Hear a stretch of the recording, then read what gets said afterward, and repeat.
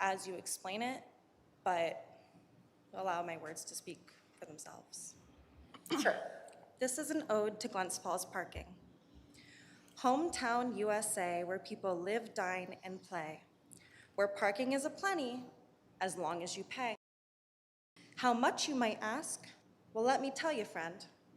Is being downtown how you make meets end? Downtown Glens Falls, where parking on the street isn't any better. $30 parking ticket, and we're expected to be like, whatever. Pay your parking tickets on time or it's double the fee, and residents everywhere are wondering, why me? $70 a month just for living downtown and going to work. And Mayor, I apologize for this next comment. Maybe I should be a stripper, close my business, and learn to twerk. What time is it? I'm sorry, I have to go move my car. Okay. Would anyone else like to address the council? Thank you. Please come up.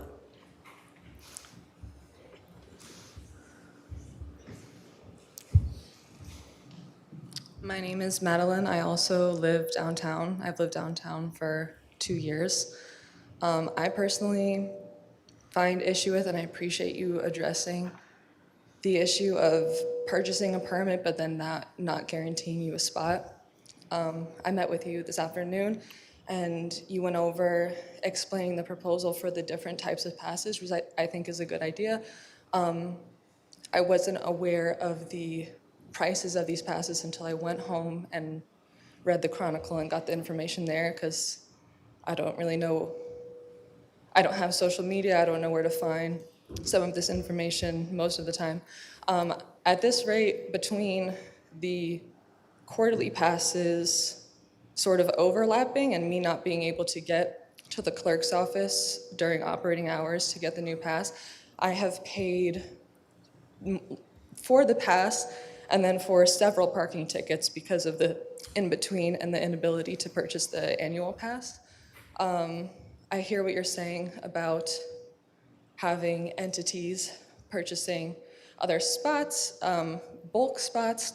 I would probably, before you charge $70 a month for a resident, which currently it works out to about $15 a month, jumping to 70 I feel like is very unrealistic for anyone making minimum wage, people who work or live downtown. I think that is a jarring jump and something that a lot of people couldn't afford, and I think you may run into another issue where because people can't afford the permits, they will not purchase the permits, and then you have more clogging of the public lot where everyone is able to park, and it doesn't really solve the issue. I also think that if an entity is going to try to purchase bulk spaces, maybe certain pricing and increase in pricing is attributed to how many spaces you are purchasing for your business and not so much on the individual person trying to park at their residence or at their work, especially since if we're going to be doing different types of passes, whereas now, to my understanding, it's the one pass and you can only give out so many, that if you can now give out a variety of passes, you will be sort of getting the money from a few different kinds of passes for the same amount of space, in which case I understand what you're talking about, like market prices, it hasn't been updated, but from $15 to 70 is, I feel like, super unsustainable for most people, especially under the current economic conditions, and I don't think that that's going to go very smoothly. I think a lot of people will not be able to afford it, and I think that the public parking will just continue to be overcrowded, and that's my piece. Thank you. Just come forward when it's one at a time. Yeah. Yep. I'll be brief, Mayor. First, I want to, thank you for the context at the beginning, because it offered information I didn't know, which is always good, right? That's why we're here. Nance and I have had permits in the parking garage over at the mill, Clinton, I guess, for about 5 years now, and it's always struck me, because I know the other business that occupies a lot of those spaces, nights and weekends, they're not occupied. You know, events are going on, you can't find parking on the street, and those spaces are wide open. So I applaud the Common Council in the city for trying to work through that process. And I think the big struggle, be it on-street parking, parking lot parking, passes, is gonna be enforcement, right? When I pulled this today and looked at it, you know, because obviously Nance and I would sign up for the nights and weekends, right? During the days, 8:01, we'd be out, and 6:01, we'd hope to be back. But inevitably, we are gonna run into an enforcement issue, right? It's 6:01, if that car is not gone, somebody's gonna be calling, looking for somebody to be towed. I don't know what the city's plan is for that, if you're gonna tow, or then that's got the repercussions of people showing up here that were towed who are not gonna be happy. I get it, you know, they got ran over at a meeting at work or whatever it may be.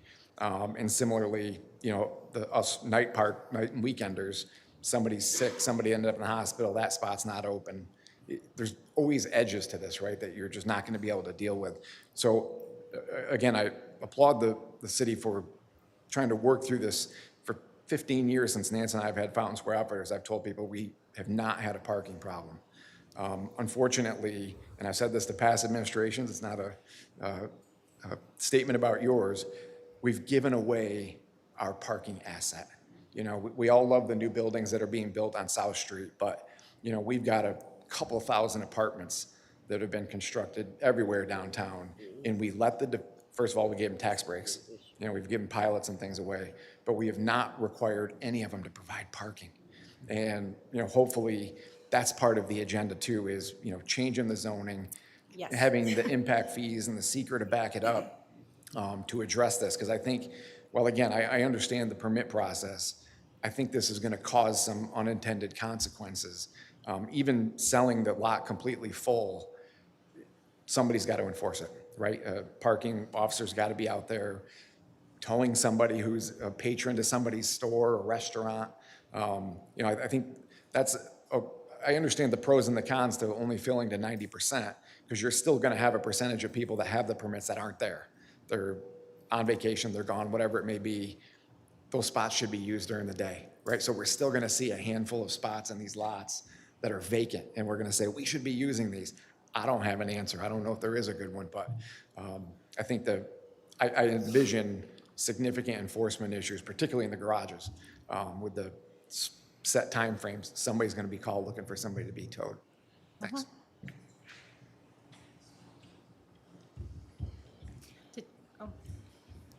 Okay. I'm sorry, did I, would you like to get up after me? Sorry, I didn't make that comment. My name is Linda Plant. I live on Catherine Street in Glens Falls, of course, First Ward. And I am here to hopefully start the discussion. I hope we have people that are in the audience to vote, or if not vote, but who are against this Eastfield destruction of the woods that are next to Eastfield, that run along Platt Street, of course, and there's roughly 35 homes whose backyards abut that. If you count all the houses on Platt Street and the 6 or 7 on Catherine Street, my house is one of them, of course. I was actually here 19 years ago in November to fight our ex-mayor Reagan, who wanted to develop houses back there. This is the article from the Post-Star, Wednesday, October 31st, 2007. Okay, 19 years ago, us neighbors found out about this. It was kept hush-hush. I happened to hear somebody walking in the woods in the back of my house one day. And I went back, and through the thicket is this gentleman with another gentleman who was a developer, and that's how we found out about it. So us neighbors fought this complex, and we won. Issues were the same 19 years ago, but now, with more concern on air pollution and the rising heat temps, we need these trees. It's a very complicated little patch of foliage and trees back there, and anybody who is from this area should look into it.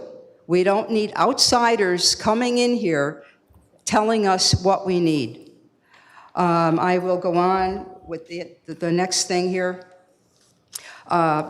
We got our letters, and there were about 12 of us, now jumping to this past month, after we found out about this.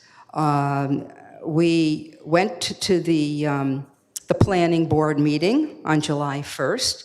We hurried up and got as many people as we could. There were about 12 of us that showed up on July 1st. 5 or 6 of us got up to speak. Then we all attended. It's doubling. This movement is doubling.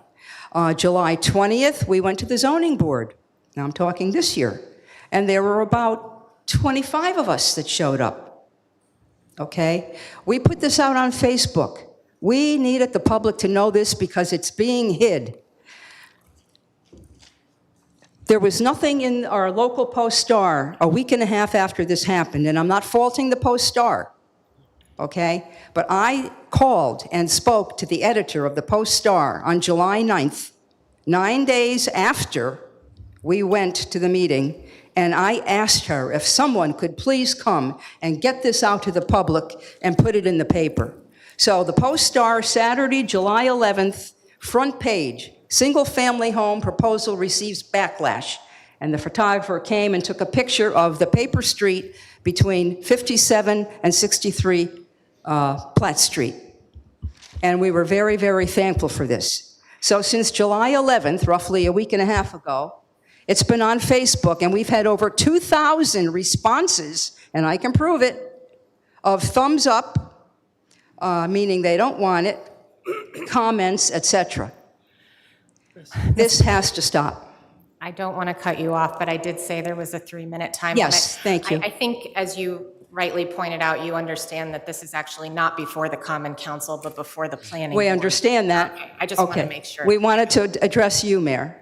No, that's fine, thank you. Okay, I'm and we taking want the your public to know about this because it's not getting out there. Okay, thank you. Thank you. And may I ask one more thing? And if I can't do it, not for me. There was a person that commented on this who is against it. I don't know them, but they asked me to read their post tonight because they are bedridden and they can't get out. It would be a separate person. I have the permission from them, and I would read it word for word without any comment. Okay, sure. Thank you.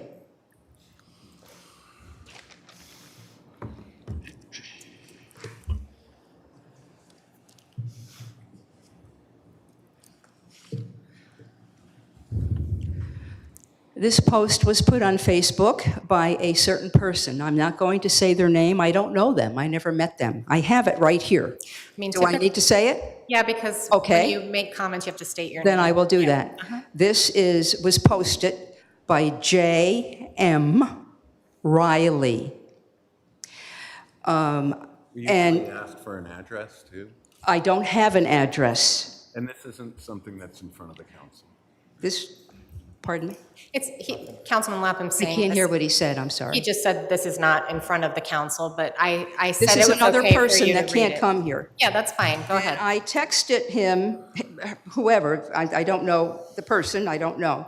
And I explained to them that they could come and speak. And this is the final text that I asked if I could take their place because I was so taken aback by okay. what they had to say. All right. They said, okay, I am disabled to the point of bedridden, so won't be there, but I thank you for working on our behalf. So here it is, exactly as written, and it's in here too. Okay. I would vote no, but I am not physically able to attend meetings, am only a renter. But with all the houses already for sale in this area and all the unpleasant odors and businesses using volatile chemicals and such, I would think it was a big draw from new buyers. I wouldn't think it was a big draw for new buyers. It seems unnecessary to remove the only barriers and points of beauty in this East End. There are tons of places to site new homes. And these won't be that affordable with the prices of durables now. Plus, the trees give shade and lower temps in the area, help with wind shear, and are irreplaceable as a wildlife refuge. I have no desire to live in a place like Albany, so please don't turn this area into a total landscape where only the occasional tree or two is seen and driveways and sidewalks and streets are the only view. Emoji on the end, sad and crying. Thank you. Thank you.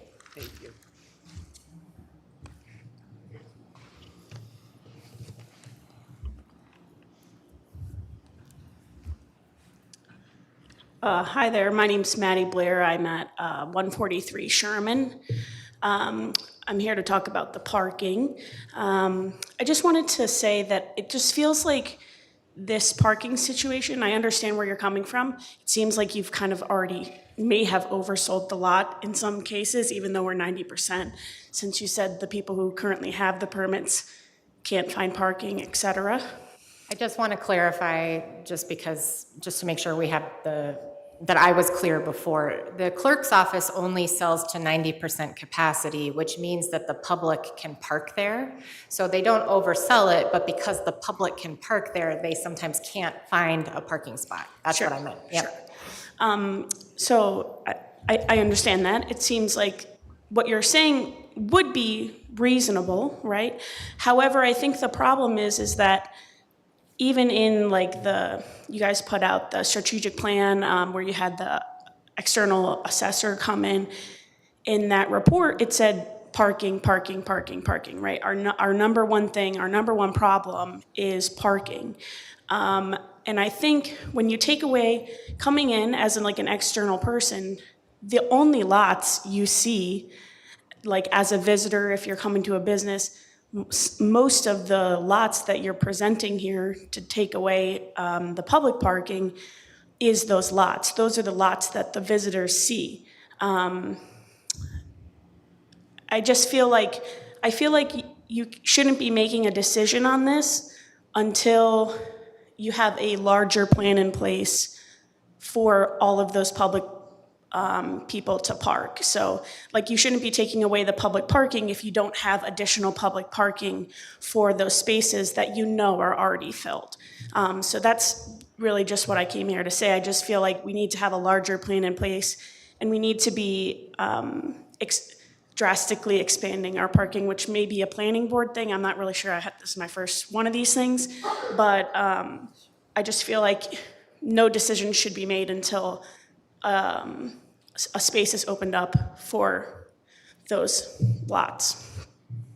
Thanks. Thanks.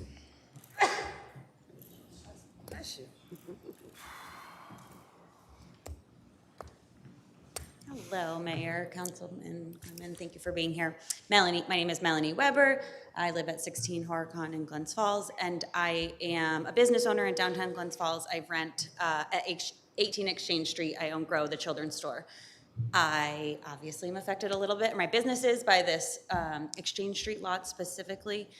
A few concerns that I have. I completely understand that this is a problem that needs to be solved. I think this plan might be rushing it a little bit, and I reached out to the bid today, and they're confirmed that the bid had not been approached about this topic in recent times, which does feel like an appropriate first action before proposing something like this. For anyone who doesn't know, the bid is our downtown business district, so that would have been a great voice to get the opinion of, considering they represent all of the businesses in downtown Glens Falls. Maybe there was a survey put out to the community that residents that live downtown. I'm not sure. I can't speak to that, but I feel like maybe there wasn't. So a little bit more opinion on this before placing a plan. But as a business owner who relies on customers coming and driving to their business every single day, this will potentially close Grow. We have customers already who can't find spots because our lot is full of permits, and we have one of them, and I actually ask our staff on busy times to not use our permit and go park somewhere else and walk a couple blocks, because that's the appropriate thing to do when we're looking for leaving parking spots open for our customers. I have customers who have children. They cannot park. My 10 kids who come to music class every day cannot park. I don't know where they're going to park if they're not allowed to park in the parking lot in front of our store.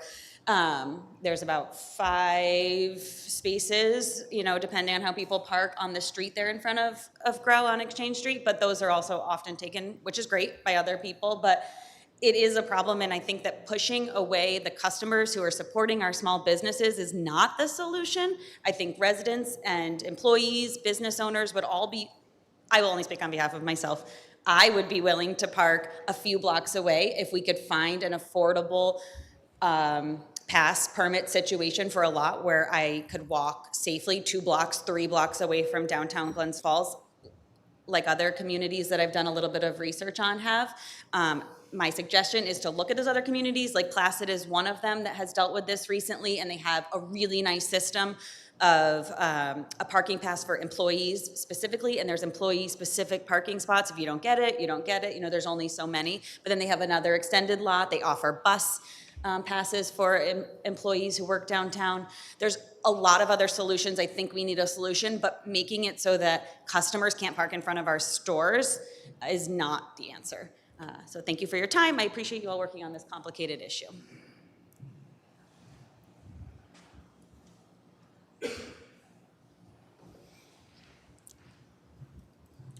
Hi, Thomas Frederick, Sagamore Street, Glens Falls. I'm probably not going to make too many friends here today. I would like to say to the council that I think you're on the right track. I've lived in larger cities. I've watched progression. It's not easy. You mentioned the fees not even being to scale. It's not easy for citizens to, it's easy to grip fear. It really is. As a guy on Glen Street holds that sign, says it's going to be okay. Not all customers drive cars. I have been a citizen of Glens Falls my entire life. I have moved in and out for various career reasons and continually to maintain Glens Falls as my base. We pride ourselves in being a city that is walkable, that has bike trails. I am living proof that that happens. I am a career cook at the Pines in Glens Falls. I live in Sagamore Street. I enjoy a very nice ride from Sagamore Street to the Pines every day to my job. I think if people really just stop and pause for a moment,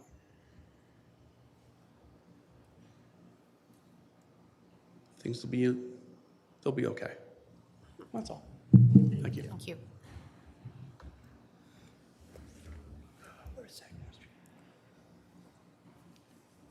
Hello, I'm Michelle Hodgkins, and I live on Platt Street. And I want you to know I'm against the 12 single-family homes trying to be built at Eastfield for numerous reasons. And believe it or not, one is deer that I see in my yard, and they're being pushed out of this area. It's affecting a lot of my neighbors' backyards. And the other thing is, it's supposedly affordable housing at $350,000 to $380,000. In my mind, that is not affordable. And there's numerous places on Platt Street right now for sale, all under $299,000.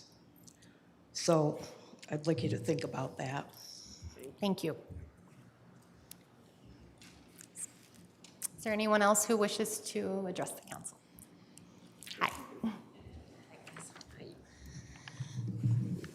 Hello. Hi.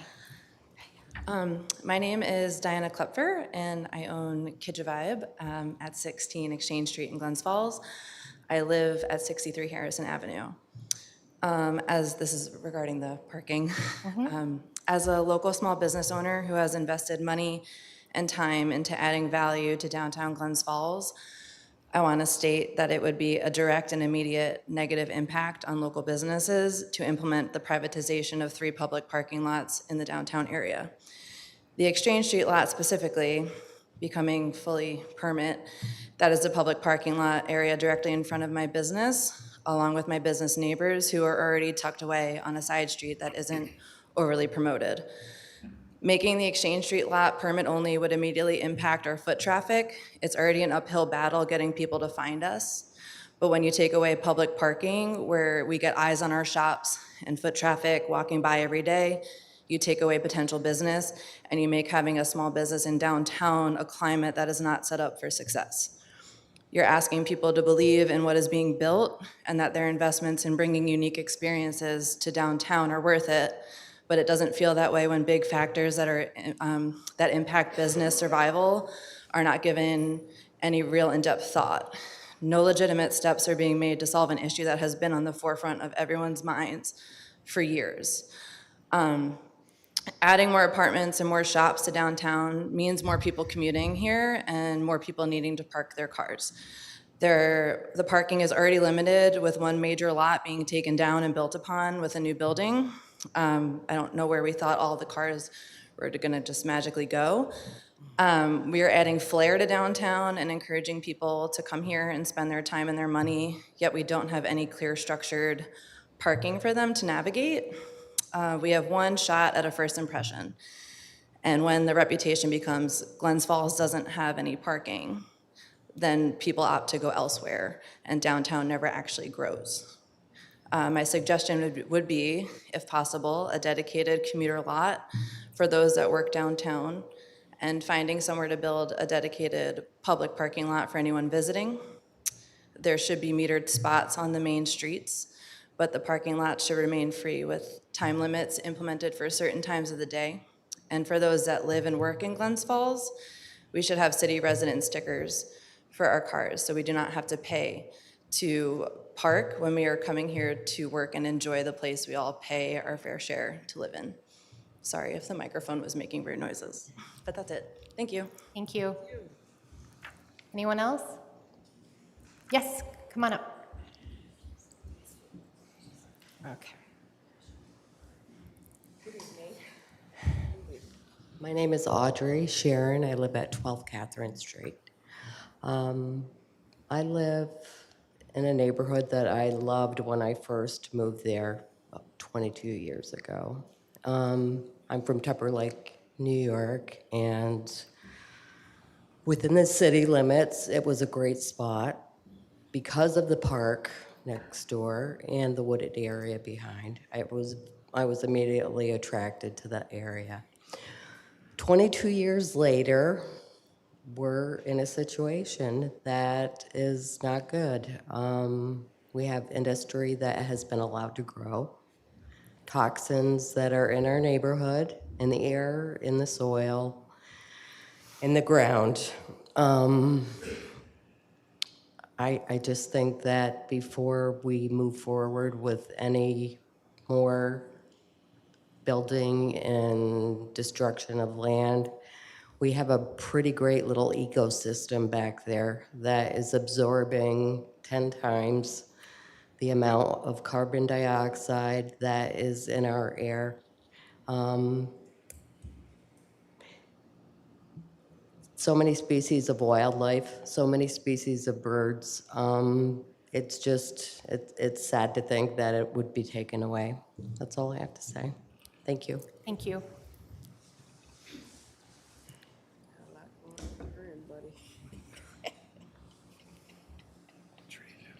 Good evening, everyone. I am speaking on the behalf of a local business owner and also myself. My name is Sam Gaughan. I live on South Street, and I'm also employed for a business in downtown Glens Falls. I'll be speaking on behalf of my father, who is the president and CEO of Associates of Glens Falls Insurance, who cannot be here tonight. He wrote, "I reviewed the notice of the city's latest parking proposal on the Chronicle's website today. I urge the city to not pass such a proposal, as I believe it is unnecessary given the ample parking the city has. As Paul Burkockley and I mentioned at June's council meeting, there is not a lack of parking in downtown where moving to a paid model is not necessary. Attached, you will find a photo from 1:10 p.m. today, which I can pass around, showing over 50 spots of the 150 spots where you've installed sensors to guide and monitor parking in the downtown core. As you can see in the attached folder, which I didn't print out, my apologies, this abundance of parking is a daily fact. I respectfully request that the council table this motion and have discussions with downtown business, property, and residents, businesses, property owners, and residents that will be affected by this decision. Furthermore, I encourage each of you to ask yourself why this is a solution when communities to our south, Saratoga, that are larger, have more residents, businesses, and workers can provide free, non-time parking in city lots and garages. I would argue the city of Glens Falls has more parking spaces and lots than Saratoga on a per capita basis by comparing number of businesses, residential spaces, etc. I would welcome the opportunity to work with the city to create a more comprehensive solution than what has been done already and is being discussed tonight. And on a personal measure, I'm a born and raised product of the city, and though I might have lived elsewhere, I recently brought my wife back to Glens Falls to give our family every benefit of hometown USA. My wife and I recently moved from an apartment in Saratoga to one on South Street as we look to buy a house. We represent the roughly 47% of Americans who do not own homes. While we are very lucky and very blessed to live in Bonaccio's building on South Street that has access to the Monument Square parking garage, we, alongside the neighbors in our building, find ourselves relying on parking on the street or the Elm Street lot instead. Tasks such as bringing in 6 bags of groceries, running out to make a doctor's appointment, or rushing to help our loved ones in the event of emergency are far more feasible when parking is closer to where we live. Since May, when the GFPD more heavily began enforcing the city's mandates, most residents in our building have been hit by a parking violation one time or another, despite our best efforts to move our vehicles. It's not always feasible, and it's not even always possible for us to move our cars. Should my neighbor have to leave her toddlers home alone for 10 minutes just to avoid a ticket? What about the 27% of people, including my wife, who work from home and cannot afford to leave a meeting or end a phone call? When my wife got ticketed our first week in town, she was dealing with an emergency involving an autistic child, which she provides telehealth counseling services for. In no way would it have been responsible for her to leave her session to move a car. With 70 more apartments set to open across the street for me, even though more of your constituents will soon face this dilemma, they will soon face the dilemma of having to choose between being responsible for their families and careers or paying the city more of their hard-earned money. I bring this up even though this motion does not concern Elm Street, but in the future, such motions may. Tonight, you have heard from local business owners who are already feeling the pain of parking enforcement in the city for them and their employees. And you 6 are the ones making that decision. You will likely have heard of how Saratoga, a town with a much more bustling tourist industry, is able to solve this problem with common sense. I ask, did any of you discuss this proposal with your counterparts in Saratoga? What about getting the thoughts of the business owners here tonight before calling for this vote? As a resident of downtown, I was not asked if I wanted this solution, but I hope that my statements thus far have shown you that I am emphatically against this measure. Parking passes and requiring folks to move their vehicles every 3 hours are not solutions. Whatever revenue the city can generate from $30 parking tickets or $40 parking passes is worth nothing if people do not want to live or work here. The people of the city have placed their trust in you to find solutions and improve our lives, and the precedent set by voting in the affirmative on this measure would violate that. The reason this measure is a quick and convenient solution for the city, not for your constituents. I urge you, please, work with residents and business owners here today and in the future to pursue different solutions. Thank you. Thank you. Is there anyone else? Okay.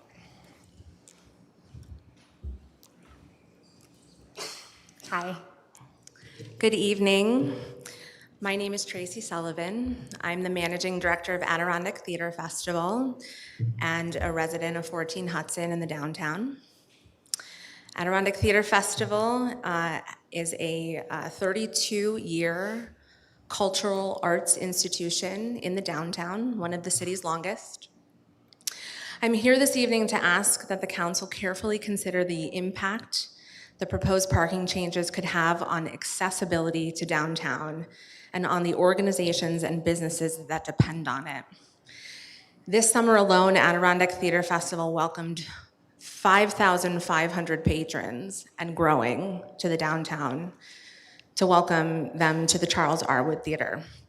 Those visitors don't just attend a performance, they dine in our restaurants, shop in our stores, stay in our hotels, and contribute to our local economy. The 3 public parking lots under consideration are among the most important parking resources for theater patrons. Most importantly, the Ridge Street lot serves as the accessible parking lot for the Charles Arwood Theater. It provides the closest accessible parking and direct access to the theater through its rear accessible entrance. For many of our patrons, including older adults and individuals with mobility challenges, this is the safest and most practical way to attend a performance. Parking is one of the first questions our patrons ask when purchasing tickets. We welcome visitors from throughout the capital region, the North Country, Vermont, Massachusetts, and beyond. Convenient, accessible parking plays an important role in their decision to visit downtown. I support thoughtful investments that make Glens Falls stronger, safer, and more vibrant. I simply ask that accessibility remain at the forefront of this discussion. Once public parking is lost, it's difficult to replace, and the effects extend beyond the theater to the many downtown businesses and organizations who also rely on those visitors. Thank you for your time. Thank you.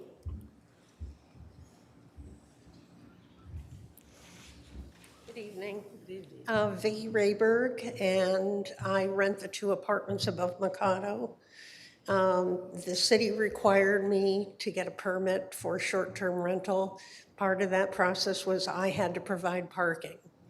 I basically have a question. It took me over a year to get parking. And so I have 2 spots, one for each apartment in the parking garage. And is there a plan to contact the people who have permits to make sure, do you really need them? Because that would go against what I've told the city that I'm providing for that permit. Yes, the clerk's office plans to send letters to everybody who currently has permits. Okay. Yeah. All right. Thank you very much. Yep. And just as a side note, I understand that you've looked into the pricing, and it's just a bit of a shocker. It's quite a bit. Works out to be over $3,000 a year for me to do that. Thank you. Garage. Thank you. Okay.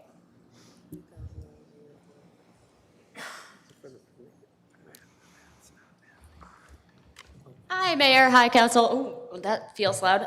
Thank you for your time. My name's Gabby Wood. I live at 23 Main Street, South Glens Falls. I have been a community service provider for the Glens Falls area with a nonprofit for a very long time.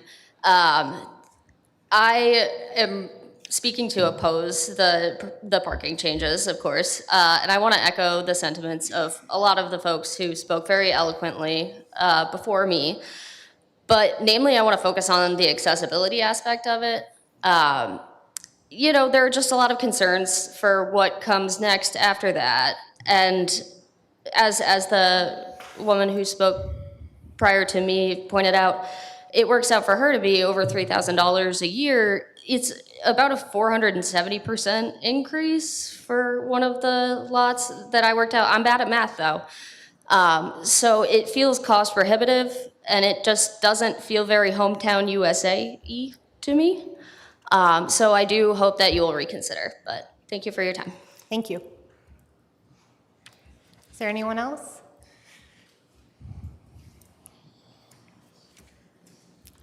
Hello, I'm Ann McCarthy. I live at 9 Water Street, which is just outside the city center. As someone who's a new retiree and can finally experience everything that Glens Falls has, because I've always worked farther away. I can understand the people who live here. I thought the idea of a residential pass where you can just park, leave your car, you're a resident, makes much more sense. The major parking lots that you're talking about are the ones that a lot of us who go to the library for programs or just to drop off a DVD because the on-street parking is packed.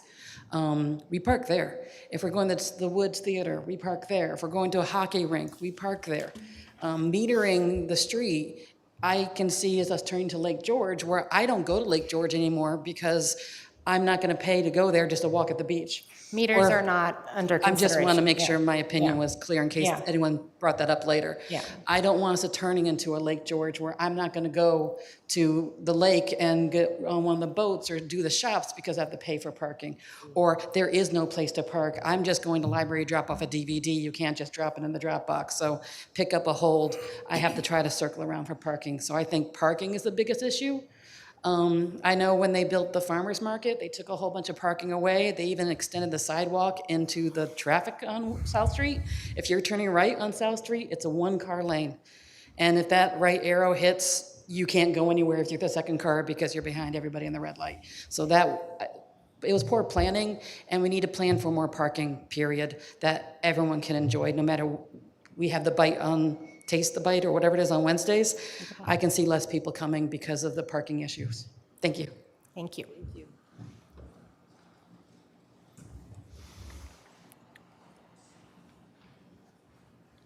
My name's Annette Bedore. I live at 3490 Street, Glens Falls. I'm sorry.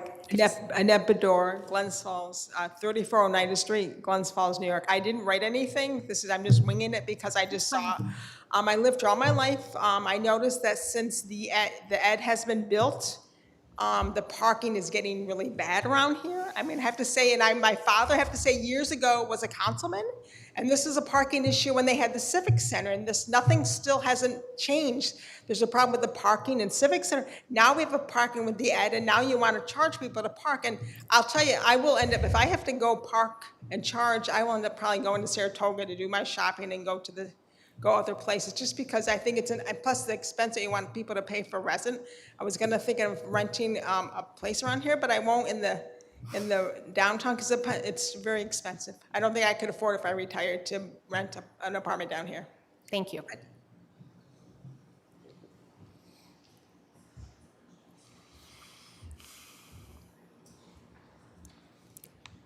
Hi, my name's Colin. I live downtown, and I'm trying to think of a compromise between the residents downtown and the small business owners. I do think it is important to have public parking. I do think that parking needs to be expanded, and revisiting a plan for a parking garage could be an idea, just because there seems to be a lack of parking overall. Another idea is, in the meantime, perhaps sectioning. It seems like the Exchange Street lot is small, and there's not a lot of parking spots. So sectioning part of Exchange Street to be permit only, and some of it to be parking, and then sectioning part of Elm Street to be permit only, and then the rest public parking could be another idea. Thank you.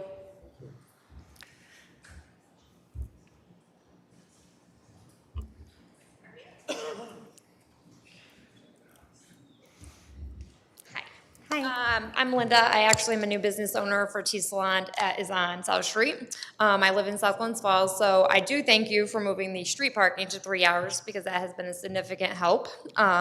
People coming in, they're there for long services. I guess my concern is, yes, the price is a little big of a jump for people to have to buy permits. I guess my concern would be, is there a certain amount that we could go to businesses to find out how many employees they have to maybe, yes, you buy these amount of permits, but again, where someone was saying the overlapping in time, how can we control that we're going to be out at 6 o'clock to not be able to have our vehicles towed? So I guess maybe trying to figure something out a little bit more where hours of operation are would be helpful. I know you're saying that there's one where you can buy for 24 hours, but I guess if we're buying those 24-hour ones, it's a lot for a business owner to have to dish those all out for employees. And also for, I guess, if you're taking away more permits, that might not be as much public parking. I guess for our customers coming in, could we buy a permit for the 24 hours for them to be able to use? Like, could there be some sort of package deal, I guess? Something like that might be a little bit more helpful for business owners as well, instead of it just being, like someone said, they $3,000 a month for 2 passes, or a year for, so just kind of budget friendly. I think just coming into the city, it was something that's not even, wasn't expected, I guess, for employees as well because of the public parks, parking. So I guess if you're taking that away, maybe just consider like business owners being able to afford it for their employees to be able to park as well. I think that's just something to kind of think about. Thank you. Anyone else? It's all right. Sure. Christina Richards, business owner, downtown Glens Falls. I own pharmacy. I just have actually some questions. I know at one time there was an exploration of putting a parking garage in the Warren Street lot. That lot is kind of in shambles. It's not in great shape to begin with. Is that something that is still being explored? Has that been kind of pushed off to the side? Do we have any information pertaining to that? I was aware of a proposal from the prior administration to put a parking lot in the Elm Street lot, which we had significant opposition from all of the surrounding businesses for. I wasn't aware of a Warren Street proposal. I'm just curious, like that parking lot is not in great shape and could use some work to begin with, and maybe that's an exploration that we could visit for, the business owners. And I do go to Saratoga quite a bit, and their on-street parking is free, but their lots are now permitted. My daughter takes guitar lessons at Cafe Lena. I pay every time I park to be sure that there's a spot. I know you say there's no metered parking, but similar to, Saratoga and Burlington, they have those numbered spots where you have to go to the meter, get a tag, and put it in the window. We have the app in place, we have the sensors. Have we explored that option in addition? So if I do only need to park for 4 hours, I can pay for that, or, my chefs work 10 hours a day, so we have to buy a 24-hour permit. Just for 2 of us is $3,400 a year. In the off-season, I employ 25 people. In the summer, I employ 35. We can all do the math. It just doesn't work in that aspect. So I understand that there definitely is a need for the solution. I don't have a complete solution, just some suggestions to possibly look into, but if we could just maybe explore those, that'd be great. Thank you. Anyone else?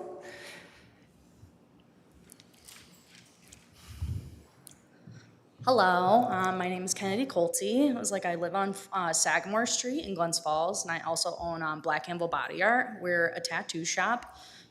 When we had moved into downtown, we very much considered it and a really great thing because we want to support local businesses. We just celebrated our 5-year anniversary downtown too, which I know is a huge accomplishment for a lot of small businesses. But yeah, we mostly moved downtown because we wanted to support other local shops. As a tattoo shop, I know we get some reputations about, in the past, not being the most friendly of places, but if anyone knows tattoos, I was you need to have money to get tattoos. We have a lot of clients that travel from different states, especially even just far parts of New York that have never been to Glens Falls and have a wonderful time here. Along with getting tattooed at our shop, they also spend a lot of money at local hotels, Airbnbs, retail stores, restaurants. We encourage them to go to local events and everything. And we heavily rely on the Warren Street parking lot. We do pay for passes for our employees, and I totally understand the problem with the parking passes also having a wait list. We have 2, we're still on a wait list for a 3rd one, so I totally understand that's a problem, but especially if the parking passes are gonna be going up in price, that's something we just simply can't afford, and I would be willing to give up our employee parking passes in order to make more room for our clients because we want them to keep supporting downtown. We want to remain in this downtown spot. But if we do if we do let these parking lots only be for employees, it's really going to limit our clients to have somewhere to park, especially the ones that come from out of state and aren't familiar with the area. It's been tricky, let alone I know the parking on the streets was allotted to up to 3 hours, which is wonderful. All the signs still say 2 hours only, and they also don't say that they're only from Monday through Friday. It just says, it's very vague, on the signs. Updated signage would be wonderful as well, but especially if we could find a solution to the parking problems before we limit them to employee-only lots. I would really appreciate it, just so we can keep being in downtown and supporting other local businesses before we relocate elsewhere, like I'm sure many other downtown businesses are looking into, if this were to be proposed. So just food for thought. Yeah, any solutions would be wonderful. Same thing, we would love to park farther away and commute in, but we really love this area, and we've come to really enjoy it here. And unfortunately, I don't think we would have opened our business downtown if we had known about these future problems. I used to live downtown as well. I lived downtown for 4 years before we opened our business, and we had done that. So it's been 8 years of living downtown. I sometimes had issues in the exchange lot, and then same thing in the police lot on Ridge Street with parking, but I always relied on the Warren Street lot. That was always open. Still to this day, we always find open spots. Our clients never have issues. So yeah, to limit them, it's just tough on us, especially other, like our local businesses that are neighbors to us, with finding a solution for where our clients can park in the future. So, thank you. Thank you. Anyone else?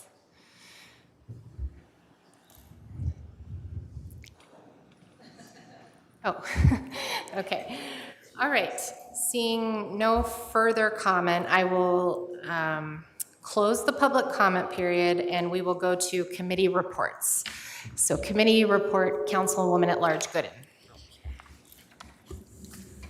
The Planning and Development Committee, we met, and actually our topic that we were speaking on mostly was parking. We were talking about the sensors. I don't know if you realize in Glens Falls, we have sensors along the downtown and around the area. So we had an update on the sensors, and we were talking about our parking person who does our ticketing, and she does use those sensors, and they do work now a lot better, right? So that was really the main part of our discussion, was the parking, the sensors. We had an update. We wanted the data, which they will be giving back to us. And we're really just trying to find, like we all are, solutions for parking. So we're really diligently working on parking. So we really appreciate your input, because that's really what we're looking for, because we are diligently working on it. So that was mostly all of our meeting that we spent on was the parking issues. So thank you. Thank you. Councilman Donahue. Thank you, Mayor. The Audit and Finance Committee met yesterday. We reviewed the warrant. We looked at, out of a little over 100 vouchers and invoices, we looked at 39 of them, Councilman Lapham and I, and we found them to be in good standing, and we didn't have too many questions on. It was a pretty straightforward warrant this time around, so everything looked to be fine, and we plan to meet on August 10th. Thank you. Committee report, Councilman Rice. The policy committee was going to meet today, but it was canceled, so we did not meet. So our next scheduled meeting is August 11th. We are pretty close on a tree commission powers and duties policy, and the encroachment policy are both pretty close. Beyond that, we're working on the mandatory policies, which I gave timelines to the department heads of around 30 to 45 days. So expecting responses from them, able to deliberate on them in the next few months. Thank you. Councilman Lapham. The Technology Committee will be meeting next Thursday at 5 p.m. at City Hall. Thank you. Councilman Palladino. Our most recent quality of life met on July 20th, and because we had a little extra money from the county for OCTEX, we had some more applicants speak about applications, especially Nancy Turner of Glens Falls Collaborative, just talking us through the Glens Falls brochure of why they need that money, OCTEX money for it, her Vietnam War Traveler Memorial Wall project or event that's going to be on August 20th to 24th. And then woman representing the World Awareness Children's Museum gave us an update on their revamped application for helping to provide funds for our marketing, as well as North Country Arts also talked about their application. And then the rest of the time, we talked about updates on the parking map signage, which I guess is closing or almost finished with collaboration with Warren County's GIS.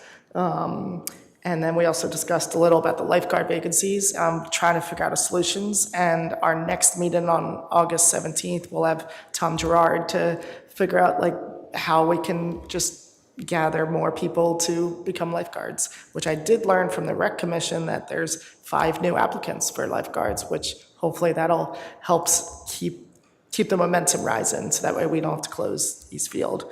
And then also on August 17th, I've reached out to some bike advocate groups to see if we can try and work on a parity with Queensbury in terms of trying to regulate e-bikes, because it does feel weird with the Warren County Bike Trail that Queensbury has a law for e-bikes, but Glens Falls doesn't, to try and figure something out there. But our next meeting is August 17th at 5 p.m.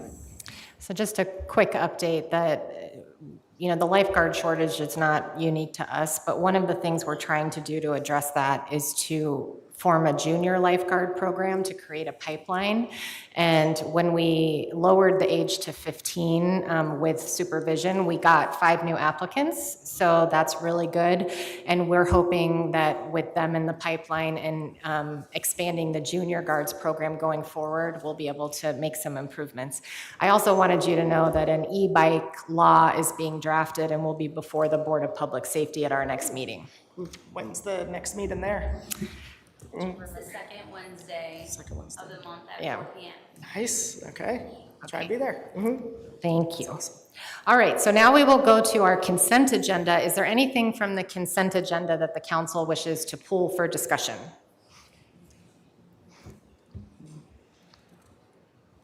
Uh, 4.4, that feasibility study. That is on the regular agenda. Oh, This is sorry, 3. apologies. Consent Oh, agenda 30, is 3. sorry. If there is none, is there a motion to approve the consent agenda? I'll make that motion. Second. All in favor? Aye. Any opposed? Okay, that is approved. Now we will go to the regular agenda. Are there items that the council wishes to pull for discussion? Clearly, we should pull 14, what was it? The parking, yep, Yes. And the feasibility study for the old Rite Aid. Okay, and I would also like to pull the ice rink resolution for discussion as well. So the first, let's go to the items we're pulling for discussion. So I will start with the feasibility study. So a resolution authorizing the city to enter into a professional services agreement with Finney Design Group for a feasibility study for a potential firehouse or public safety building. I'll invite our fire chief, Chief Basque, to come up. And I think the council's we've been discussing this on an ongoing basis, but just for everybody's benefit, our fire department has 2 buildings. They're both in need of very significant repairs. Our police department is also in need of repairs, and the Rite Aid property meets the needs of centralized location. We think it's important that we at least consider this. And if this were to happen, while we would be using the Rite Aid property, we would be returning 2 other properties to the tax rolls. But I wanted to give Chief Basque a chance to comment on this. Yeah, on behalf of the fire department, we're both optimistic and enthusiastic that we're even entertaining this. It's been well overdue. Both stations are, as the mayor said, in desperate need of updating, not only just in repairs and being outdated, just being energy efficient is, I wouldn't even be able to begin to put them on a scale of being energy efficient. I mean, we have snow coming in this station in the wintertime, and there's a lot of wasted money, not to mention some health factors. And not the great, we do live there. It is our home when we're working. So we're, like you said, we're optimistic and enthusiastic that this early stage is even being investigated. And we certainly appreciate all the positive response that we've had.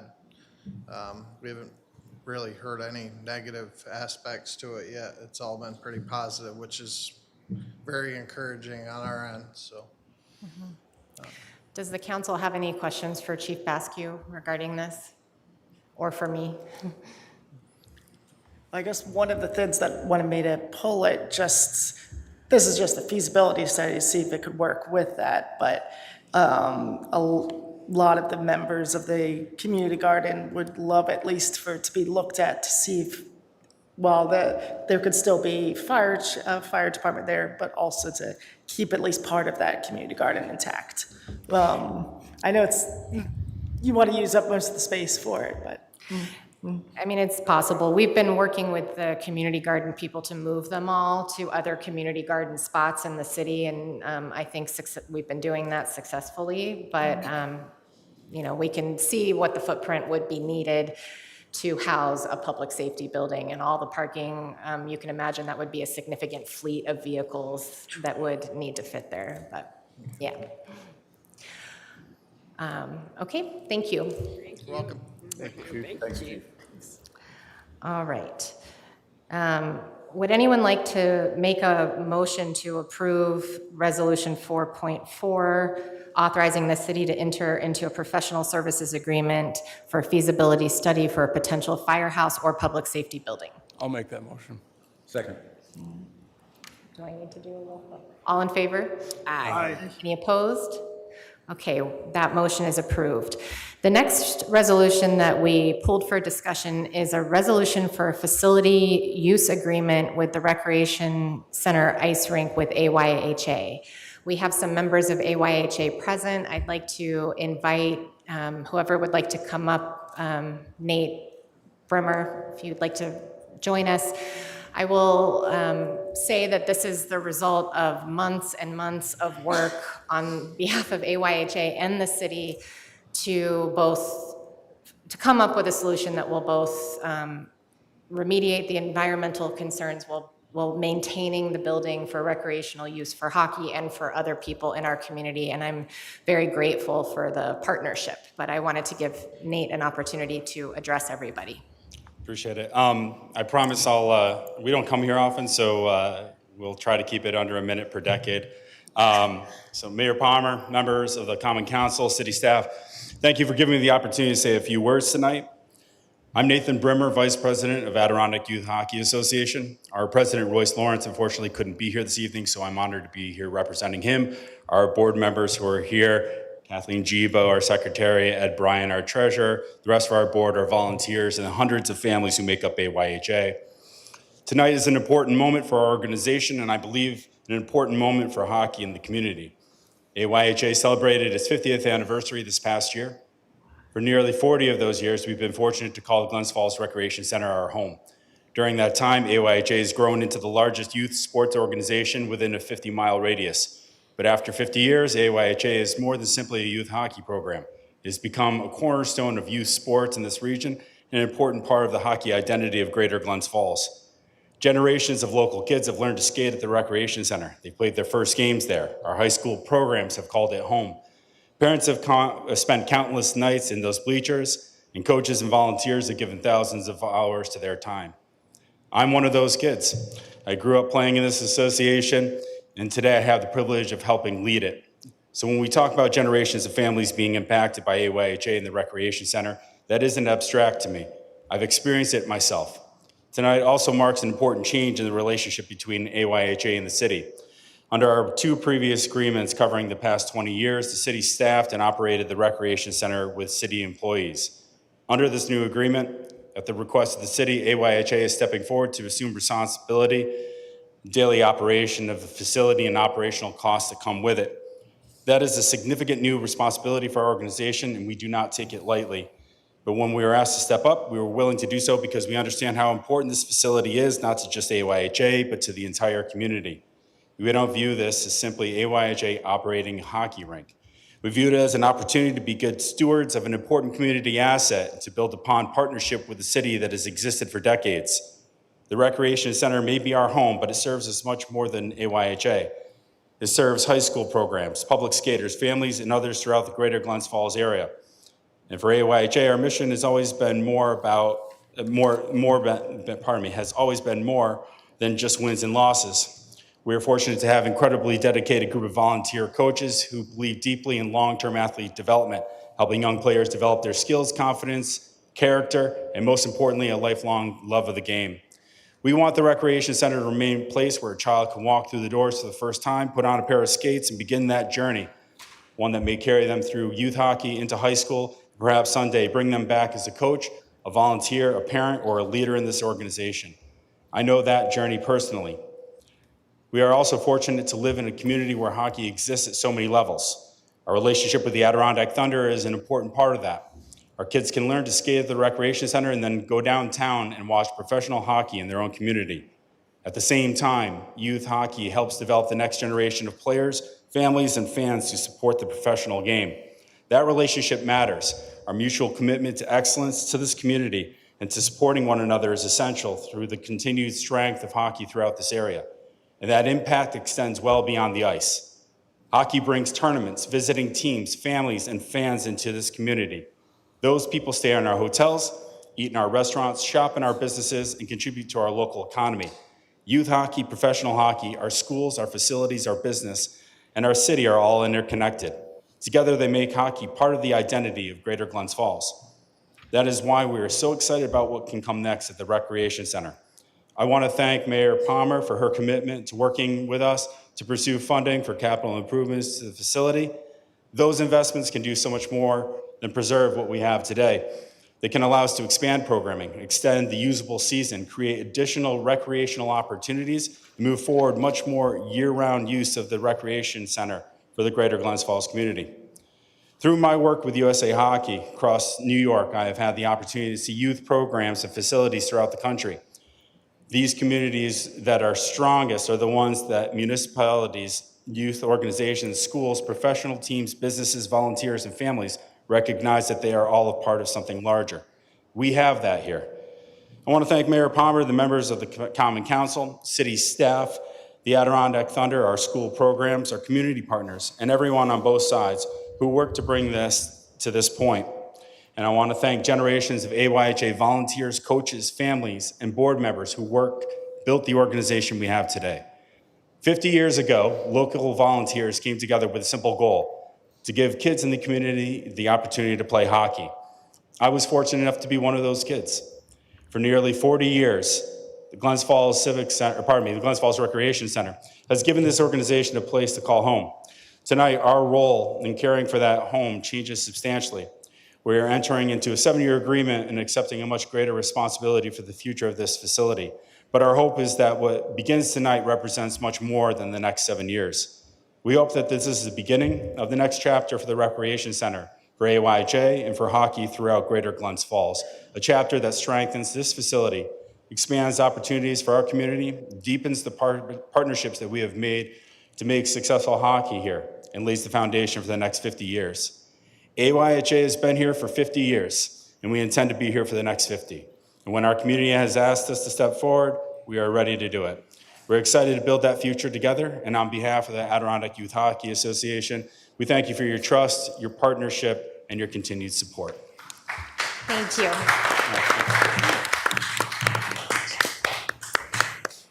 Does anyone have any questions that they'd like to ask about this for either AYHA or for me? Thank you guys for stepping up.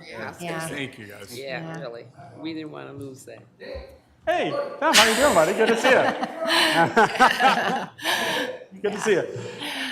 Okay, so thank you very much. Thank you. Yes. And again, this is This is such a true testament of what happens when the city reaches out to the community and asks for partnership. And I'm very grateful to AYHA as well as to our city engineer, Jeremy Schneibel, our Recreation Director, Tom Gerard, and our city attorney, Taylor Bassford, for putting months and months into these negotiations to find a solution that works for both entities.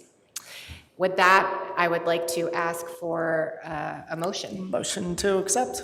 I'll second that. All in favor? Aye. Any opposed? Okay, we are approved. Thank you. Okay, the next item we have pulled for discussion is the parking.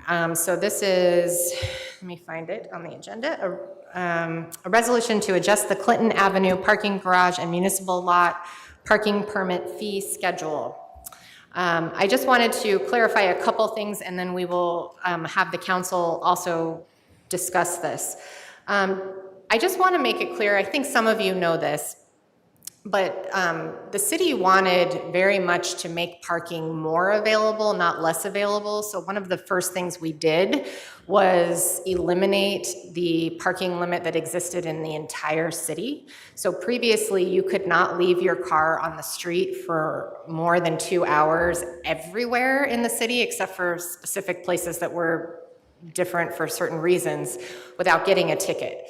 This meant that if you were an employee of the city, even a student at our school district, you might get a ticket if you were parked on any street in the city. So we eliminated that, and we also moved the 2-hour parking limit to 3 hours to allow for more time for people to do business downtown. So I just want to make sure people understand that our goal was to create more places for people to leave their cars. As Councilman Palladino alluded, we also think it's really important that we communicate all of this to everyone. We've been working with Warren County GIS to create a map, an interactive map, and the reason it's not ready, I'll take responsibility. I keep sending it back saying it's not ready yet because I want it to be very clear and user-friendly, and it just wasn't quite there, but we're almost there. We think we're on the last iteration, and it will be able to clearly mark where you can park for free all day long, never get a ticket, which is most of the city now. It will also show you where there is a 3-hour parking limit, or in some cases, there's certain things that have happened on specific streets for specific reasons. We will also indicate that there are 2 additional lots that the city has made available to the public on off business hours through partnerships with businesses in the community.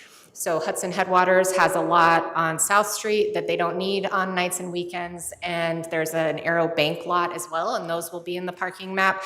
So really, we are trying very hard to create more free parking for people.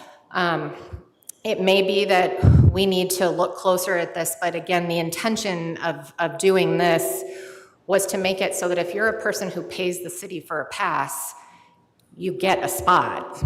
We don't think it's fair that you're buying a parking permit and you're not necessarily getting a spot. So with that, I think there were a couple things. Emily, did you want to say anything about enforcement? I know that came up earlier. So right now with Clinton Avenue particularly, because Clinton Avenue, the parking garage, because right now they are guaranteed a spot. The enforcement right now is, patrol is called, and they are towed. I know they give a little bit of a grace period to try and get a hold of the owner, but they are towed, and so realistically, guaranteeing of a spot in the future with these lots, that would be the ramification, would be a tow. Obviously, I think with signage, heavily signage, and that would be ideally avoided. People parking in there that shouldn't be in there. And there was a cushion between the day and the night, like a half an hour or something like that in place too. And also there are some daytime spots available. So if someone had an emergency and called the city and made us aware, we could move someone to a daily spot. The daily spots are, is it $10? So people can park, people can still, even in those lots, get a $10 spot. I'm just trying to make sure I addressed everything that came up. I might have forgotten something, but I'll open it up to the council for discussion. I wasn't, I don't think it was discussed, but do you think maybe we could have numbered spots on all these and maybe not move it to permit only? So that way people know the certain spots are open and free and these spots are for permits, and we could like give numbers to be like, hey, this car goes here or this car goes here. So that way it's not a guessing game. Is that possible? So with Clinton Avenue right now, Clinton Avenue does have numbered spots. Yeah. I do think that when it comes to the daily spots, that we need to designate them. However, you're proposing something different than what's being proposed. We're not proposing free spaces. Yeah. We're proposing Permanently. if someone needs a spot for the day, they have an ability to purchase one. So that's a little different than what's being proposed. So with this proposal, there would be daily spots? Is that what you're saying? Or, There would be an option to park if you just needed it for one day for the public. okay. In certain areas, there would be no free option. Can I ask how that would be administered? Yeah. So if we designated the spot, then our traffic aid would essentially go through and be able to much easily identify if someone had a permit that was within a daily spot. How does one get a daily spot? Online through an online portal. It's our new ticketing system, T2, that is being utilized, and they do have a permit option. Sort of like a QR code on a post somewhere like they do? Exactly, Okay. yep, exactly. So everything will be online. There will be no physical passes anymore. There will be no need for people to come in and purchase a pass. Unless you don't want to use the online, you still could They come could in. contact the Yeah. clerk's office and we could help them. Okay, and the next, do we have, now, what are the hours currently for our enforcement personnel? So the lots, some of the lots are different.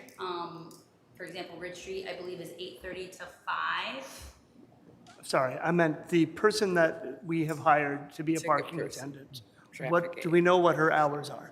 The traffic aid you're Yes. talking about? Amber's hours. Amber's hours. I believe, I'm not sure if it varies. I know usually it's 8:30 to 4:30, but I'm not sure if it varies. Do we have a parking attendant that is going to be available at 6 o'clock when turnover is supposed to be happening? I think the idea was that if the spot is not available, they would alert the police department, who would then come and enforce it. Because it's a I think the idea as well is with having that timeline, I think having the 6 o'clock marker or whatever time frame it is, that the chances of you having a permit and going over maybe a 5 minutes, but that lot being full all the time, I don't think it would happen as often as you Right. might say. I mean, 6:01, it may not be full. Okay, the next natural question is, you mentioned a half-hour buffer. That's not in the resolution. Are we thinking about adding something like that? So it's, yeah. Oh, we had talked about that. I don't Yeah, know. but what was discussed was changing the time frame. So it was that initially what was proposed was 5:30, but that was felt to be too early. So then it was changed to 6. Okay, I didn't realize that had been changed after, because it went to committee and was vetted. So that would be something I would wonder about, whether it be a 15-minute or a half-hour buffer would be a nice addition. I mean, I have a number of other questions, but I think that for me, the impetus or the impulse here is that, the public listen to your explanation, and then we listen to their concerns.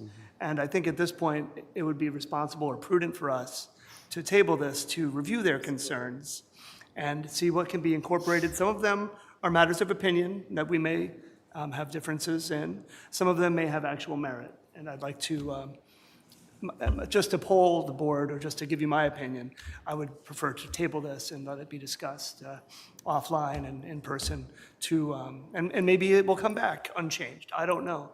But I think that we should at least take a moment to go through these comments that I wrote down, like 15. And, a lot of them were brought up a few times, like which I also flagged. The magnitude of the increase is a jump. I know things are more expensive now than they used to be, and we're all kind of used to this, but it still might be something to consider to step it up. We did review that in the Finance Committee. Right. And the proposed rate increase was in keeping with a number of different communities, and we certainly can justify the cost from the amount of that we are indebted to for parking garage that was built on Park Street, as well as the commitments that the city is making in terms of securing other parking. Okay. Right, that's what I mean by deliberation. We can, we can talk about that or strike that. I know it did get vetted through committee. Let me just look at this real quick, the staffing. Was the bid consulted? I don't know did the committee reach, I know there were some business owners that came to we had like. We had two that meetings came about to the it, yes. committee and talked to you. I don't know if Yeah, anybody reached out directly to the bid. not directly to me, but we just came. Yeah. Yep. I'm a member of the bid board, and we did have an email Mm-hmm. communication about this today, just to confirm that no one had any conversations separately. No. And there was no conversations with the bid. Right, thank you. And the other thing was the fiber sensors that we talked about. I know this is a politically sensitive topic right now, but fiber also has cameras that they can look at license plates to make sure that the people that are supposed to be in that lot are in that lot. So that's something that we could throw out there. Fiber, we had a meeting with fiber at the Planning and Development Committee. Do you remember how much that cost? And he said it was going to be less than putting sensors in the ground, but was it going to be a lot? It was significant. Okay. It was about, like, if you want to, like, charge more, then that would be a good vehicle to, Right, as opposed to hiring another parking attendant if necessary. But, or use the that's your police. idea, I guess. Okay, all right. So that's kind of where I'm at. I just, I don't know Can you if, just clarify the camera comment one more time? Will you just, Um, sorry. The company Fiber that put the sensors in the ground that look like little hockey pucks, they also have We also have cameras Okay. that can identify license plates Okay. currently, which I said in that meeting as well.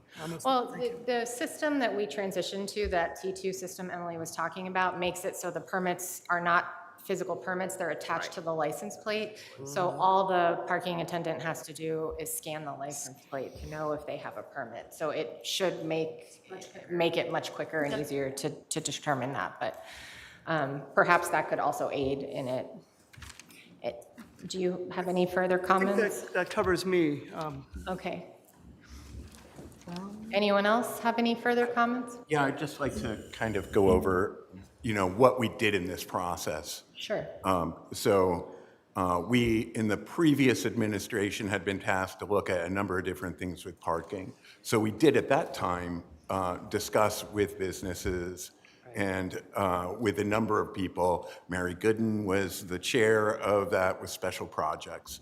So we had that. We also had a couple of different parking surveys, which identified that in Glens Falls, there isn't really much of a parking problem other than the issue in the core downtown area of the merit of turning over parking spaces, which is what we're left with this. We've gone through these things. As the mayor had said, we increased the amount of time because businesses had said that there was a problem with the 2 hours and the 3 hours would solve that problem for them.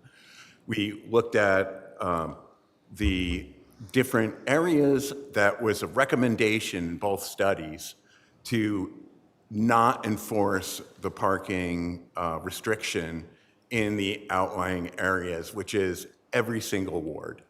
So what we're talking about is that employees can park and not have to move their vehicle if they walk a couple of blocks away from the downtown area.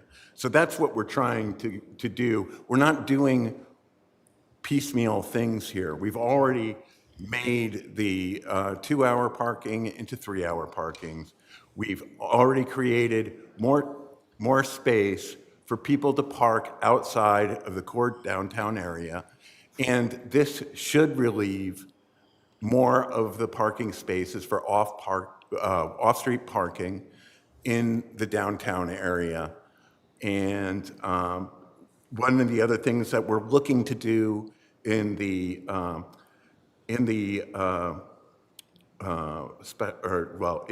Planning and Development Committee is to look at on-street overnight parking, which we looked at last year, which would allow residents in the downtown area to park their car a couple of blocks away overnight without having to secure a parking pass. I'm in favor of that.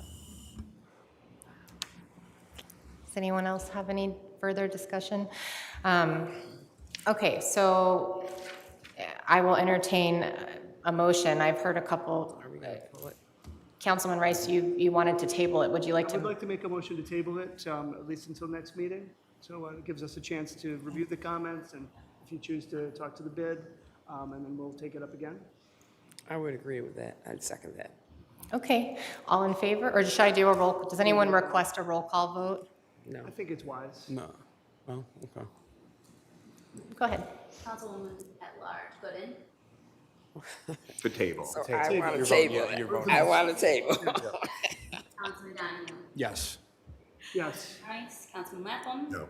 And Councilman Palladino. Yes.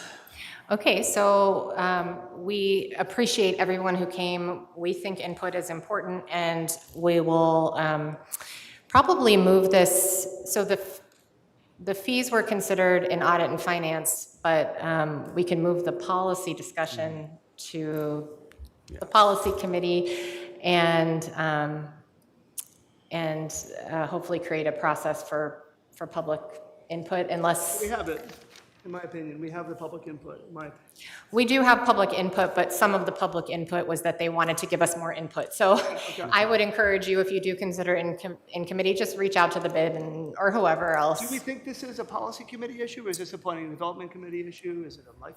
Or do you want to move it to quality of life? I mean, I would would you like to take it?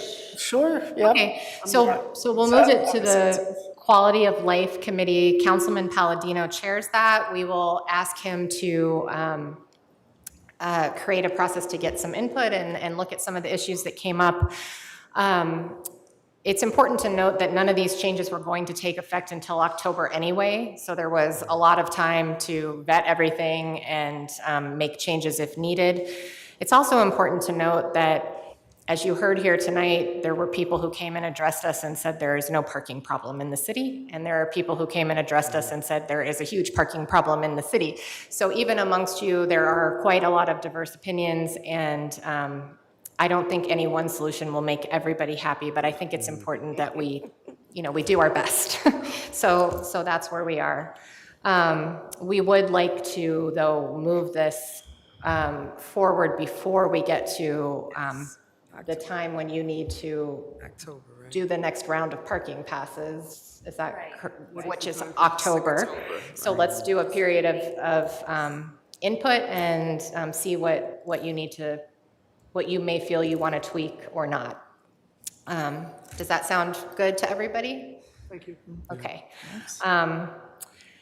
And now we will go to our regular agenda items that we did. Yeah, okay, yep. Oh. I was just going to say that we hadn't, I thought we were moving ahead off of the regular. Oh, no. Yep, sorry. Okay, so the ones you asked me to pull, we pulled and we voted individually. Now we have the rest of the items on the regular agenda, which is 4.1, 4.2, which involved the solar array project, and 4.6, which is to endorse a grant application through Climate Smart Communities for the water treatment plant. And 4.7 and 4.8. Does anybody want me to take any of those individually, or are you comfortable moving those as a group? Move as a group. I'm fine with I moving. just have one question about the seeker. Sure. Would we be going through the seeker, making a negative declaration at this point, or a positive declaration? Can't hear. Or is that something for a further council meeting? Something for a further council meeting. Then I am fine moving forward.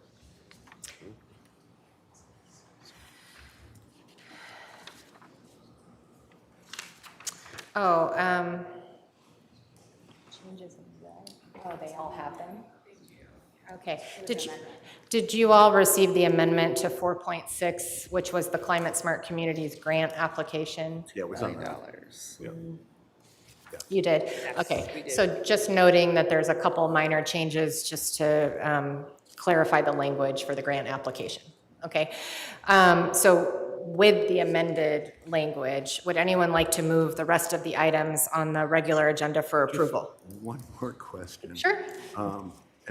And I think the 8 is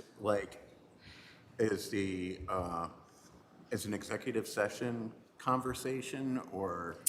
What I can say on the record is that Resolution 8 is resolving a very longstanding employee difficulty that the city has been engaged in. We are very happy that this is brought to resolution. I cannot talk about specifics, but we will discuss it in executive session. So should we be voting on that prior to, or, after we've had that conversation? You can't vote in executive session. We can come out and take a vote if somebody feels they're not ready to approve it now. Would you prefer that? Yeah, I think I prefer that. Okay, all right. So we will hold resolution 8. Yeah. And we will record what happens and give you that information so you don't have to stay here all night. Okay, so can you say the numbers? Okay. So this will be a motion for 4.1, 4.2, 4.6, and 4.7. Right. Is there a motion? Motion to accept. I'll second. All in favor? Aye. Any opposed? Okay, they are approved. So the one outstanding item, we will come back into regular session after executive session and vote on that. We now go to old business. Councilwoman at Large Gooden. I think I forgot to mention that the Planning and Development Committee will be meeting on August the 20th at 5 o'clock on the second floor. Didn't mention that. Okay, thank you. Councilman Donahue. No old business. Councilman Rice. No old business. Councilman Lapham. I had a couple of things. I wanted to thank the mayor for the preparation of this agenda. That I feel that the consent agenda and the regular agenda are very well put together. Thank you. I also wanted to thank the mayor's office as well for taking a look at the ADA transition plan. One of the members of the community had some concerns about it. I looked at it and ran it through Copilot and saw some defects. So I brought that to the attention of the council, and we have a plan going forward to look at those defects and address any gaps there. I know there were some concerns about accessibility brought up today, and this would be one of those things that we could do, and hopefully we can also look at accessibility around our downtown as part of this. And do that. I did have a complaint from one of my constituents about, and so 2 different people had problems with dogs going out after their dogs, just walking through the neighborhood. So just would like to raise the awareness to the different members of the community to make sure that you have your dogs under control. And because if a dog attacks another dog, that's a liability for you as a person, and it's also just not a good look for the city. And that is what I had for old business. Thank you. Thank you. Councilman Palladino. I learned about something today that is really cool. The Recreation Commission, Yvonne, just received the really cool new sign from Haviland's Cove, designed by Lisa Lehman, that the Rec Commission approved a couple months ago. It is now up right on Bush Street, right before the bridge on Haviland's Cove, and it's a beautiful sign. I also gave my Haviland's Cove history sign to the Rec Commission, and hopefully they'll put it up someday to allow people to see the history of Haviland's Cove. And then I just want to point out this really tragic thing that happened recently in early July, but Amy Bartlett Regan had passed away. She was the Warren County attorney for 20 years, retiring in 2016, but since her retirement, she has been on so many local organizations, like on the board of the Chapman Museum, Voluntary Action Center, Glens Falls NAACP, Santa Club of Glens Falls, and most recently, the president of the Crandall Library Board of Trustees. She was only 71, and the city lost a very amazing woman. There's going to be a Friends and Family can pay respects tomorrow from 4 to 6 at Singleton Sullivan Potter Funeral Home, with the funeral happening on Thursday morning at St. Mary's. Amy Bartlett Regan, you will be sorely missed. Thank you, Sean. Now we will go to new business. I was just going to echo for Sean, our former mayor, Robert Regan, his wife, Amy. She was a beautiful person. I happen to know her father and the family, really, and she will be sorely missed. And our condolences to the family, to the Regan family and Bartlett family from the city of Glens Falls. Mm-hmm. Thank you. Councilman Donahue. Okay. Thank you, Mayor. I'd like to thank my constituents over on Platt and Catherine Street for showing up and speaking out in this, speaking out against, it's a very small area where we want to potentially put a lot of houses. So just to let you know that your voices have been heard. So thanks. Thank you. Councilman Rice.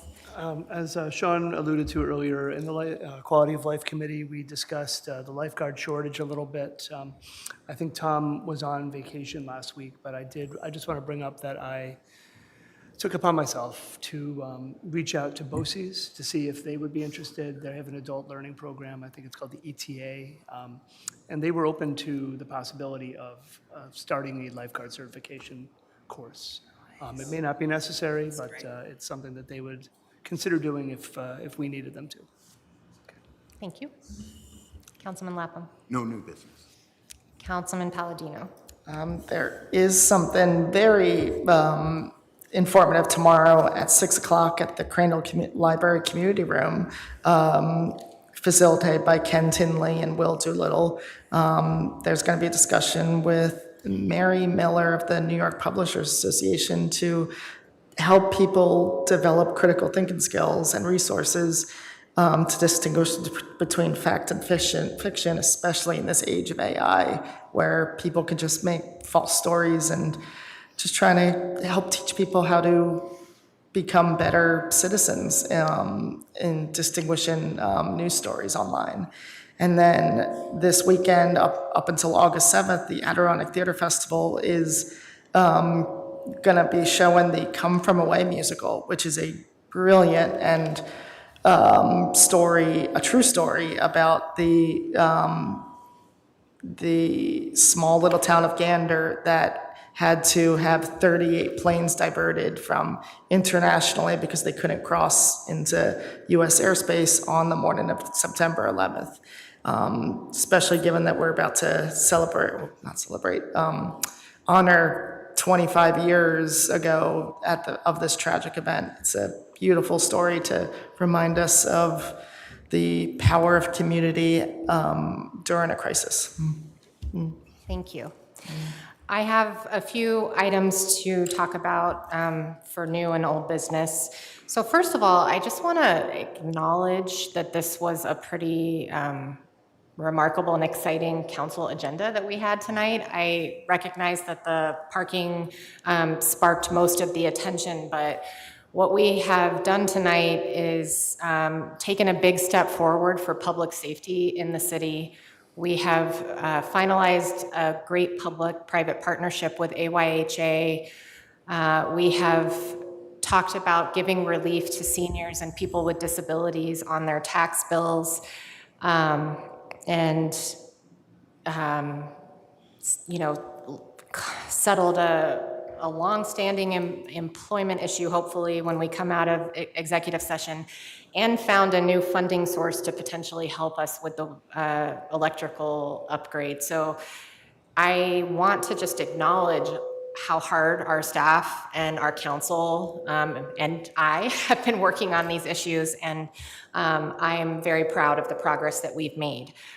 I also, let's see, I wanted to acknowledge that we've had a change, and I think I'm not sure how successful we were tonight with recording this meeting, but as you may know, the auditors who were auditing the city flagged that we have been paying for recording of these meetings.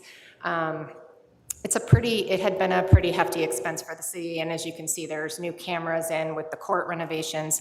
So we worked with StoreTech, which is our technology provider, to come up with a solution to be able to use the court cameras to, for free, record these meetings. We tested it out. We worked with StoreTech and court staff. I don't know what happened, but when we came in tonight, it wasn't working, so we have to find out. Steve tried to record this on his phone. If there is technical difficulties, I apologize, and we will have them worked out by the next meeting. But overall, we really don't need to be spending taxpayer dollars to have someone stand here with a camera when we have cameras in this, but we do think Mr. Pep, who's done an amazing job for us, and that really started during COVID when we wanted to make sure the meetings were out there. So Emily will for sure publish the minutes. If we were able to get any recording, we got almost all of it. Okay, so Steve was recording on his phone. We'll upload that, and hopefully by the next meeting, this will be taken care of. Let's see. I attended Jointa Lime's 175th anniversary. That's pretty remarkable.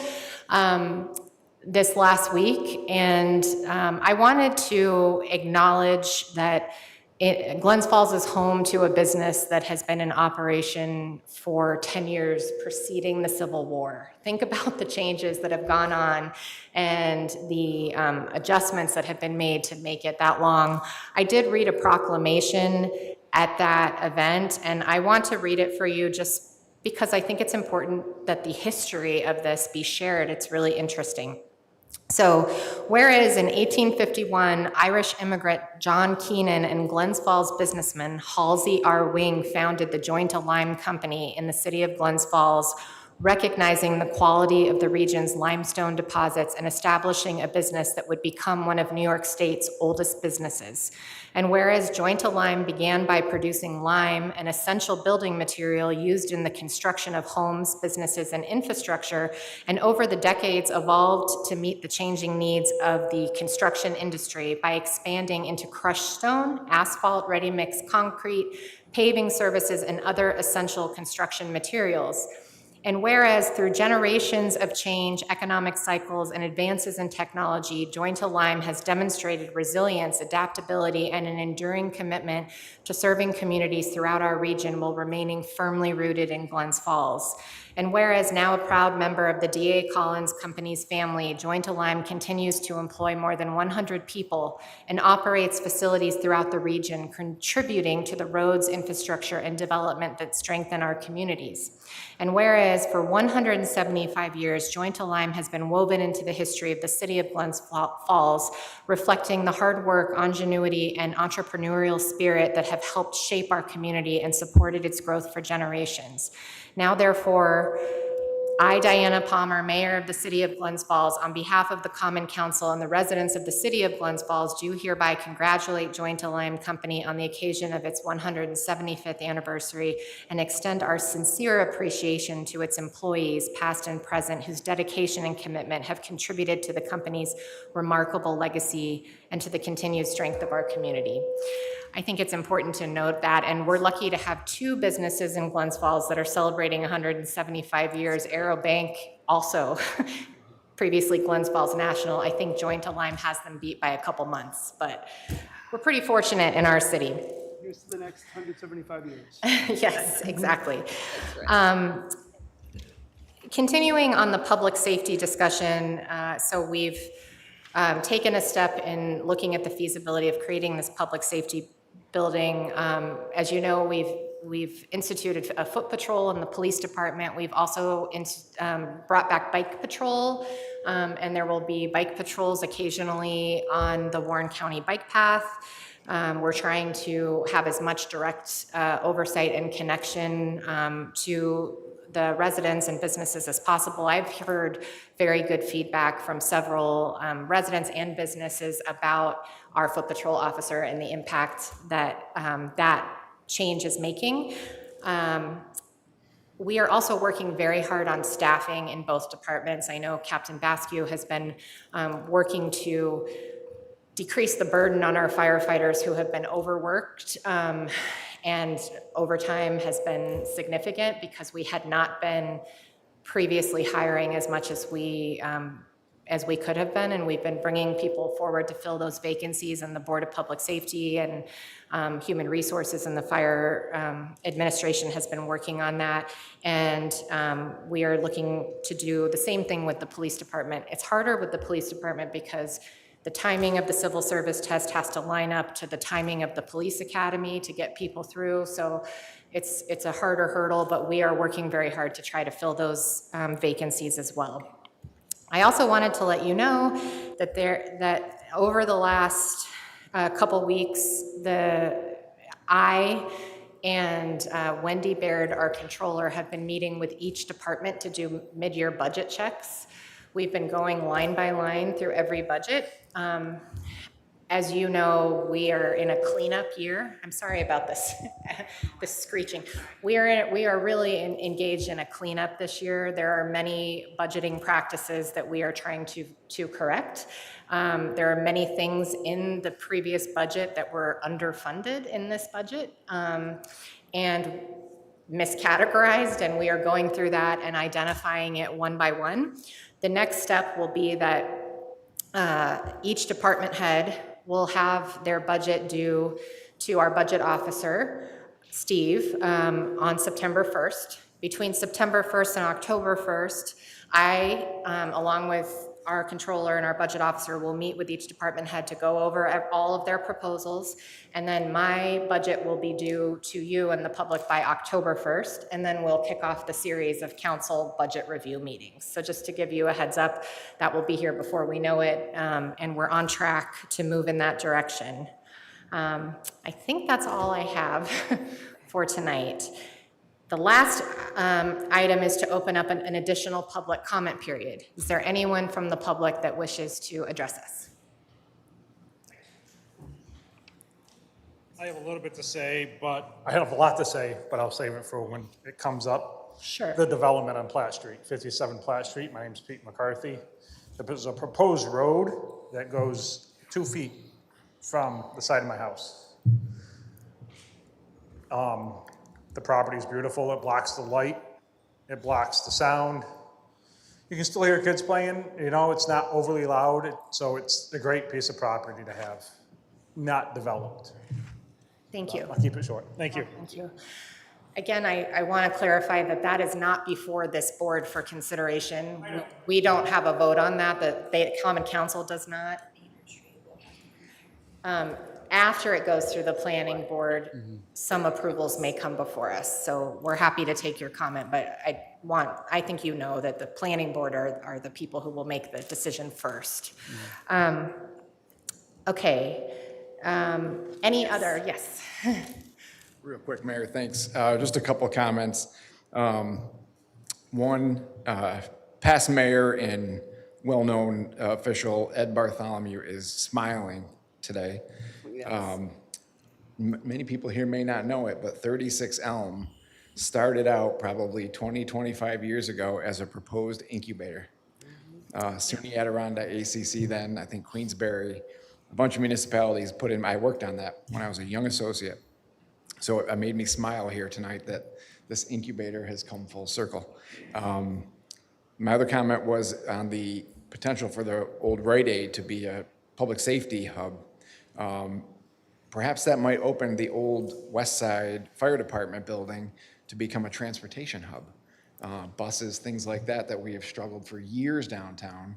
Maybe that could be an opening for a transportation hub. It's a wide street, plenty of traffic in and out of the Northway. I just throw that out there. And last, on the parking thing that occupied all your time tonight. You know, as you guys know, I represent municipalities, so it's a thankless job that many of you have here. But, you know, none of what happened should be a criticism. I know there was a lot of work put in advance. You guys, as the mayor said, advance the people's work tonight, and you'll get to a result. And I'll get my written comments in, and I think I'm just what the mayor said early at the beginning even changed my outlook. You know, so we're all gathering information, hopefully coming up with a better result. And I thank you for that. Thank Thanks. you. Thank you.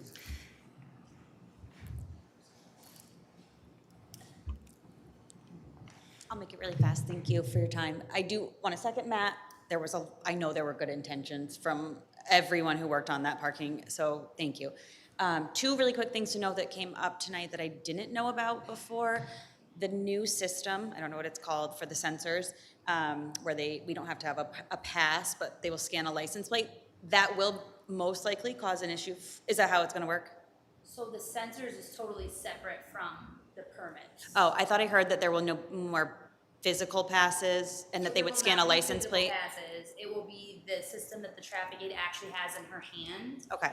All the permitting information will be within that system. So when she scans the registration or whatever the case may be, it will pop up and say, Okay. oh, they have a permit. So I do think you should propose that, or consider the fact that at least two businesses in downtown right now, we buy one pass for all of our employees to share. And so that wouldn't be possible for us anymore under this system. There will be an option to have more than one plate attached to it. I mean, we have 16-year-olds who drive their mom's car one day, their dad's car one day. Yeah. It's gonna I know, I just want to, we would be happy to give more feedback on how people are using those passes to keep it so that we're not buying 10 of them. And Right, there is an option to have more than one car on one pass. I completely understand. I'm just saying, I think that's going to cause some, I don't know what their license plate numbers are. I don't know what. Well, that's something that's gonna have to happen with permits. You're gonna have to have plates. That's the only. I completely understand that there's going to be changes from the current process, and I think that more feedback from the people who are using the passes maybe should be considered, because there are a lot of unique situations, it sounds like, where we're trying to limit how many people are taking up those permits. And now that might not be an option for us. My second thing was just to consider the timing. Again, I appreciate what you had said about putting in a buffer, and also just considering what local businesses, when we actually do close, this is not just 9 to 5 jobs, these are retail stores and restaurants. So I don't want to buy a 24-hour pass and take up that spot, but just really encourage you all to, in between now and then, give more time. I appreciate you say mayor. It was brought up that public comment is important in this, and not just to be enraged, but to help. So thank you all. Yeah, and Melanie, please come to the committee and give all your comments. Yeah, and yeah, we'll- of We'll go course. from there. Yeah, I'm sorry. I hope those Okay. Thank you also, Matt, for bringing back up the 36 Inc. It had been so long since we talked about it. I forgot to mention that in my comments about all the good things that happened tonight, but that was another really positive step forward. Not only does it bring it back to the incubator roots, but it also creates kind of a public market for the residents. So I think that's going to be really fun. So lots of positive changes. Any other, okay, yes. To further on to further on our discussion and all with the city and all, the Board of Public Safety meeting, when are they, the dates on those? It's the same every month. Second Wednesday of the month at 4 p.m. on the second floor of City Hall. Okay, 4 p.m. And then does one have to call ahead of time to them to get on the agenda, or can we just show up if we have some? There's public comment period. Their public comment as well, okay. I think that's all, and the next planning board meeting is obviously the first, when is that? First Wednesday. The first Wednesday, so it'll next week. Okay, thank you so much. Also, there is a city calendar, just in case you ever want to know about other meetings that list them all. Yep. I also wanted to mention about Amy Bartlett. I've been working with her on Women's History Project. Elizabeth Hogan and I have been organizing to tell the story about notable women in our community, and she actually authored a story that's going to be in our book. So it'll be a nice way for her voice to continue in the community as well. With that, I realize how late it is, but I do need to ask for a motion to go into executive session. Councilman Lapham wanted us to talk about the employment agreement. We have other items too. We will come back into regular session and take a vote on that.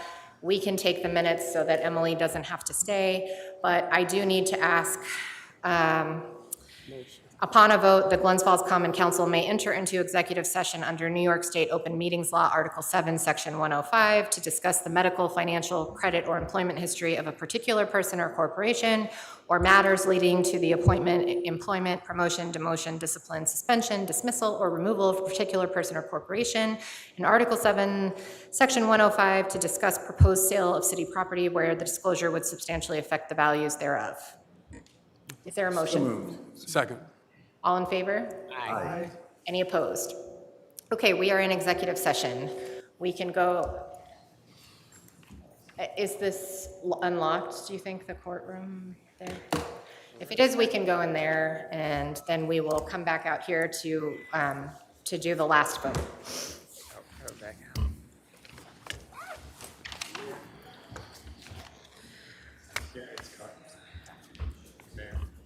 Yes. Oh, sure, with all the sweat dripping down. It's great.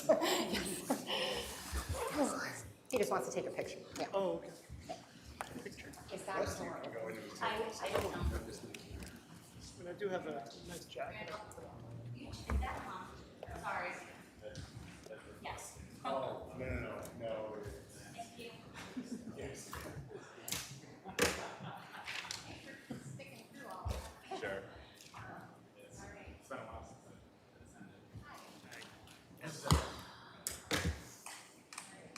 Thank you.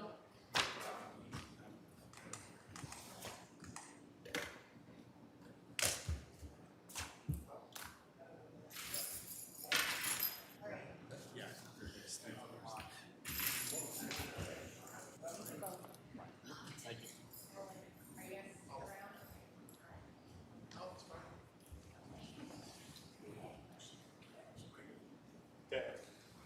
Sorry, yeah, thank you. Thank you again, appreciate it. How do you spell your first last name? And I know I've got yours. Nathan, N-A-T-H.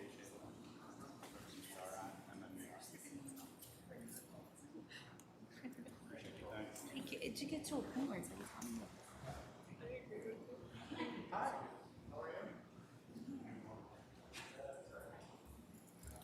answer that. Steve said a converter or something.